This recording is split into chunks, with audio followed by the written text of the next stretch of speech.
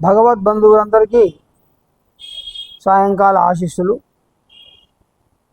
చాలామంది ఈ సంవత్సరము ముహూర్తాల విషయంలో కొంచెం గందరగోళంగా ఉన్నారు. వారందరికీ కూడా తెలియపరిచేది ఏమిటంటే, ఈ నవంబర్ 23వ తేదీ చివరి ముహూర్తము. నవంబర్ 27 నుండి మొదలుకొని నవంబర్ 27, 2025 నుంచి మొదలుకొని ఫిబ్రవరి 12, 2026 వరకు శుక్రమూఢం ఉంటుంది. కాబట్టి నవంబర్ 23 చివరి ముహూర్తము.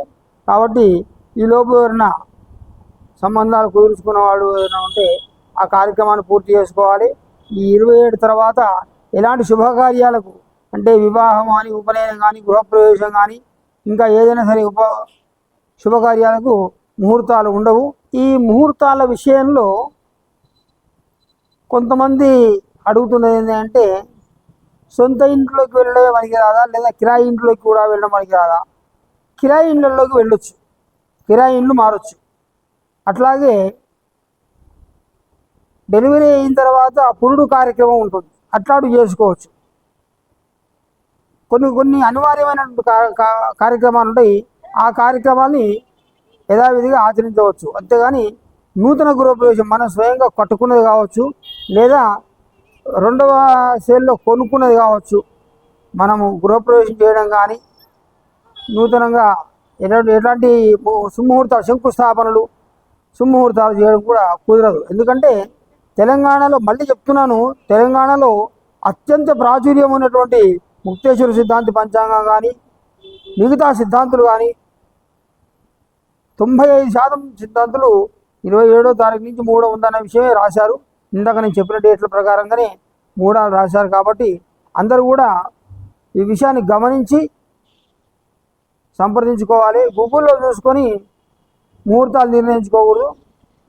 ఎక్కడైనా సరే మీకు తెలిసినటువంటి పురోహితుడిని, ఒక పండితుడిని కానీ, పురోహితుడిని కానీ తెలుసుకొని ముహూర్తాలు నిర్ణయించుకోవడం చాలా శ్రేయస్కరంగా ఉంటుంది.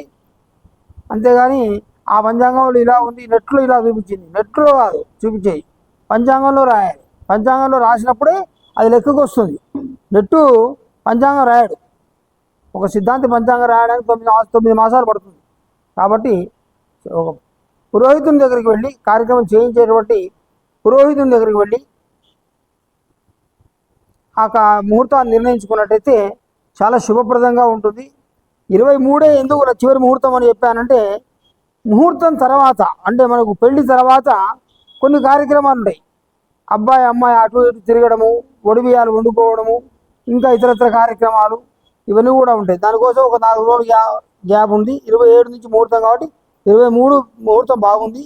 ఆ 23 ముహూర్తం చేసుకున్న వరకు 27 వరకు 4 రోజులు ఆ గ్యాప్లో మిగతా కార్యక్రమాలు, చిన్న చిన్న ఫార్మాలిటీస్, మామూలుగా మనం చేసుకున్న ఫార్మాలిటీస్ కార్యక్రమాలు ఉంటాయి, అట్లాంటివి పూర్తి చేసుకోవచ్చు.